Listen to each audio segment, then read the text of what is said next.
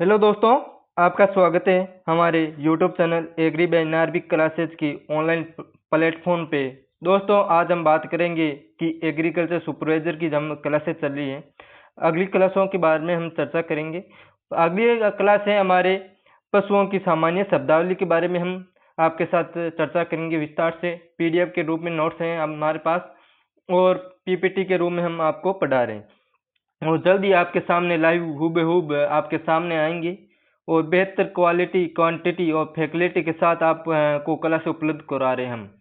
और आपको बता दें कि आपके जो 8 मार्च को एग्रीकल्चर सुपरवाइजर का एग्जाम होगा, उस दिन आपको देखेंगे कि हूबहूब क्वेश्चन छपे होंगे हमारी क्लासों में से। और जल्द ही हम आपके सामने टेस्ट सीरीज लॉन्च करेंगे, तो उसमें से आपको टेस्ट में हूबहूब जो आपके मेन एग्जाम है वो सवाल आपको देखने के मिलेंगे। और हम अभी चतुर्श्रेणी की भी क्लासेस चल रही है हमारे एमसीक्यू की, साइंस की, आर्ट एंड कल्चर की। Art and culture Yashwant Kumar sir ले रहे हैं आपके, और साइंस की मैं खुद ले रहा हूँ। और जल्द ही आपके सामने अदर सब्जेक्ट की क्लासें भी लेके आएंगे इसी प्लेटफॉर्म पे। तो हम ज़्यादा टाइम वेस्ट नहीं करके क्लासेस शुरू करते हैं। तो आप यहाँ देख सकते हो कि आज और ये जो साइंस की एमसीक्यू की क्लासेस चल रही हैं राजस्थान चतुर्श्रेणी कर्मचारी के लिए, जो आपके सितंबर में एग्जाम है। अभी आपके पास प्रॉपरली 1 महीना भी नहीं है, तो उसकी हमने एमसीक्यू की क्लासें की हैं और आपको बेहतर जो क्वांटिटी उपलब्ध करा रहे हैं। ऐसे प्रीवियस क्वेश्चन है जो आपके पिछले प्रीवियस क्वेश्चनों में पूछे हुए हैं। और अभी हाल ही में पटवारी का एग्जाम भी हुआ है, उसमें भी हमारे 2-3 सवाल, इसमें 2-3 क्लासों में से काफ़ी सवाल आ रखे हैं। तो आप देख सकते हो बेहतर क्वालिटी, क्वांटिटी और फैसिलिटी के साथ उपलब्ध करा रहे हैं। वो ज़्यादा अब शुरू करते हैं हम कि आज सामान्य शब्दावली के बारे में विस्तार से आपके साथ चर्चा करेंगे। तो आप यहाँ देख सकते हो कि बच्चियाँ हिपर क्या होती हैं, किसे कहते हैं बच्चियाँ हिपर। तो आप यहाँ देख सकते हो कि बच्चा हिपर क्या है। गोवंश में जवान मादा जिसकी उम्र 1 साल से ज्यादा हो, जो एक भी बार प्रेग्नेंट नहीं हुई है।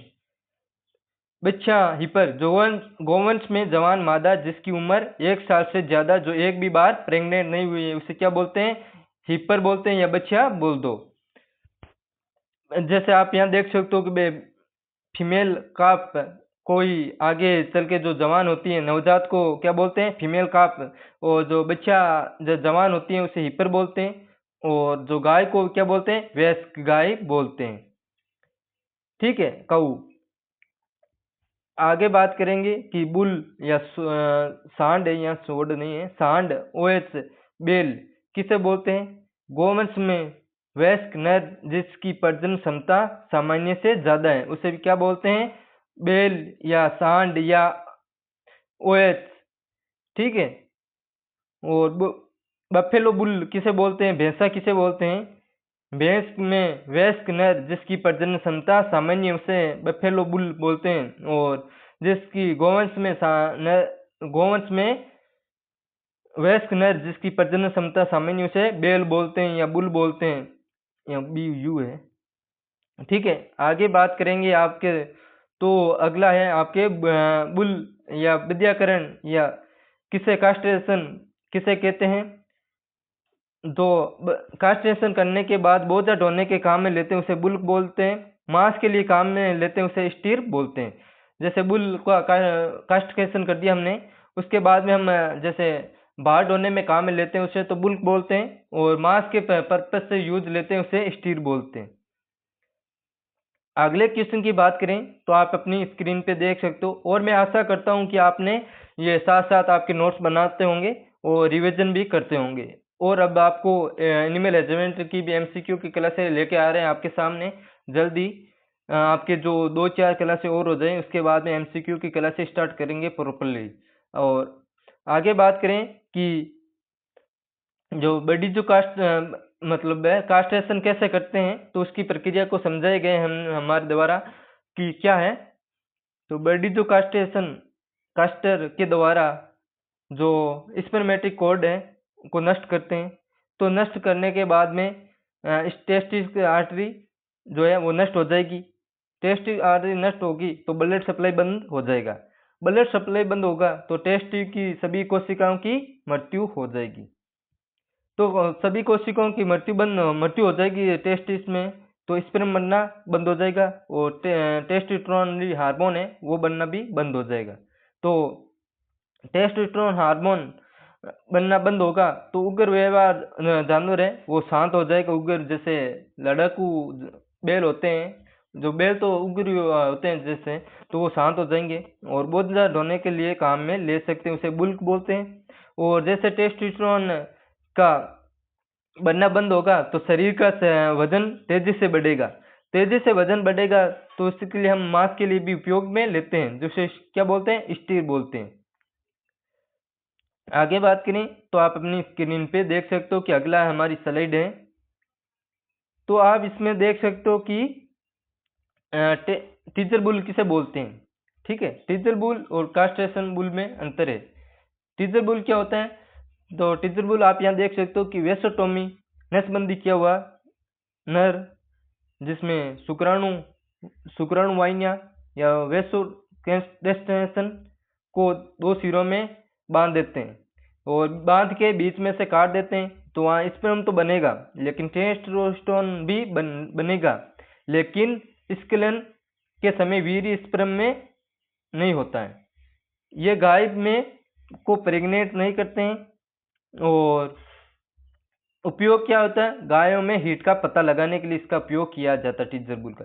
जैसे टीजर बुल को क्या कहते हैं, मतलब टीजर बुल क्या होता है, तो आप देखेंगे कि बड़े बड़े डेयरी फार्म हैं और जिसमें गाय का हीट में पता लगाने के लिए नसबंदी का किया हुआ बेल रखते हैं, जो उसमें जैसे गाय पे माउंट करता है तो उससे तरह पता चल जाएगा कि गाय हीट में है या नहीं है। तो इसके लिए हम डेयरी फार्मों में उपयोग करते हैं गाय का हीट पता लगाने के लिए। और कास्ट्रेशन क्या होता है, तो कास्ट्रेशन में आप देखेंगे कि ये स्पर्म बनना भी बंद हो जाता है और इसमें स्पर्म तो बनता है टीजर बुल में, लेकिन स्खलन नहीं होता है। ठीक है, आगे बात करेंगे तो ब्लोइंग क्या है। गाय भैंस की आवाज को क्या रमाने को ब्लोइंग कहते हैं, आवाज को ब्लोइंग कहते हैं। ये आपके 2023 एग्रीकल्चर सुपरवाइजर में सवाल पूछा गया है। अगले क्वेश्चन की बात करें, बात करेंगे टॉपिक की वेलोइंग क्या है।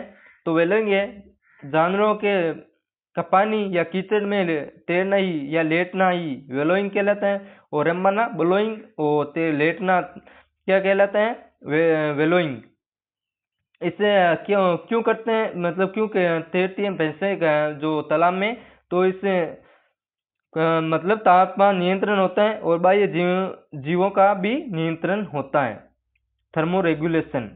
ठीक है, कौन कौन से जानवर होते हैं, तो इसमें सुअर भैंस हैं वो कीचड़ में लेटते हैं या पानी में तैरते हैं।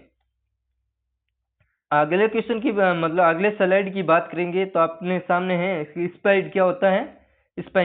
स्पाइंग है मादा जानवर के शरीर में से ओवरी, ओविडक्ट एंड यूट्रस को बाहर करना स्पाइंग कहलाता है। क्यों ऐसे स्पाइरियो हिस्टेरोसिन या ओएच भी कहते हैं ओवरी यूट्रस से बाहर चली जाती हैं। मतलब कि आप मादा जानवर है जो उसे बधियाकरण मतलब प्रेगनेंसी के रोकने के लिए ये स्पाइंग की प्रक्रिया अपनाते हैं। ज्यादातर कुत्तों बिल्लियों में जो शहरी लोग पालते हैं उनमें ये अपनाई जाती है।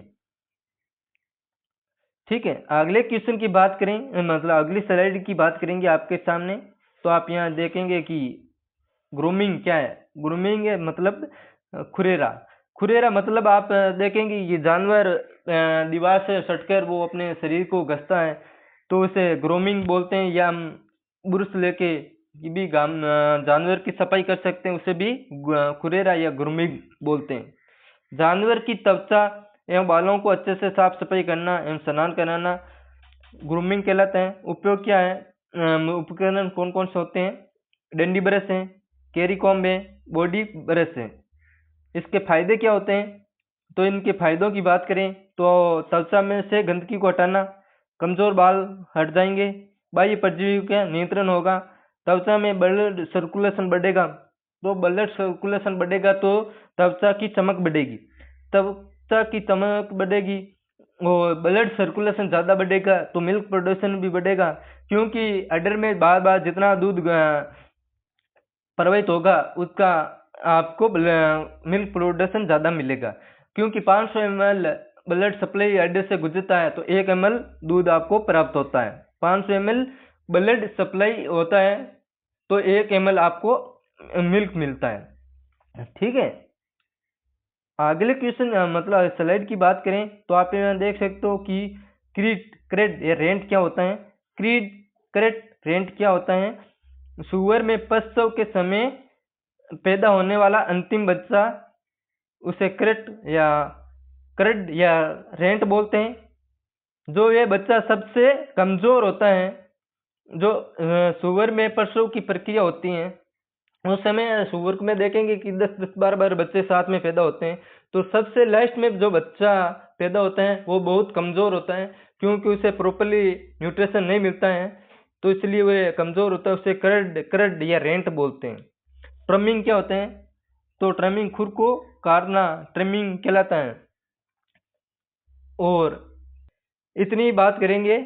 आगे आप यहाँ देख सकते हो कि हमने जो एमसीक्यू की क्लासें प्रॉपर्ली हमारी चल रही हैं, और जो अभी ज़्यादा आपको एमसीक्यू की क्लासें भी क्वेश्चन उपलब्ध नहीं कराएंगे, लगभग आपको 200-250 के आसपास क्वेश्चन है वो उपलब्ध कराएंगे, जिसमें से आपको एग्जाम में देखने को मिल जाएंगे।